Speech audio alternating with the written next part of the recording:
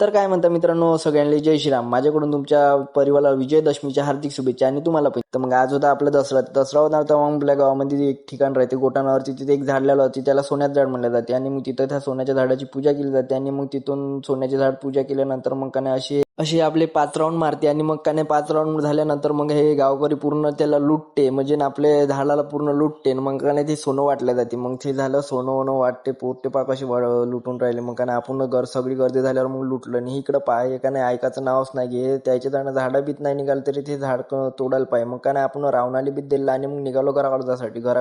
मग आलो मंदिराकडे आपल्या लक्ष्मी मातेच्या तिथं बी सोनं दिलं. मग आलो दुर्गा मातेच्या आपल्या मंडळामध्ये, तिथं सोनं वगैरे दिलं. तिथून आलो मग गिरलीच्या म्हणजे गडावर. इथं तर फुल चौकी होती, पोलीस चौकी. मग काय इथं तर तेवढी पब्लिक बी खूप राहते, म्हणजे गावगावचे लोक येते. मग काय आपण लागलो दर्शनाच्या लाईन मध्ये. मग इथं भवानी मातेला का नाही सोनं देऊन दिलं आणि दर्शन वगैरे घेतलं, मस्त प्रसाद वगैरे घेतला. मग आपल्या मित्र परिवार होता, मग त्यांच्यासोबत गप्पा वगैरे केला. मग आपल्याला म्हणे ब्लॉग मध्ये घे म्हणे, त्यांनी ब्लॉग मध्ये घेतला. आणि आपल्या कॅमेऱ्याची थोडीशी क्वालिटी बेकार आहे. मग इकडं काली मातेचे दर्शन वगैरे झाले. आणि मग वेळ बितलय झाला होता, 11 वाजले होते. आता निघालो घराकडे जायसाठी. चला मग भेटू पुढच्या व्हिडिओ मध्ये. जय श्रीराम मित्रांनो.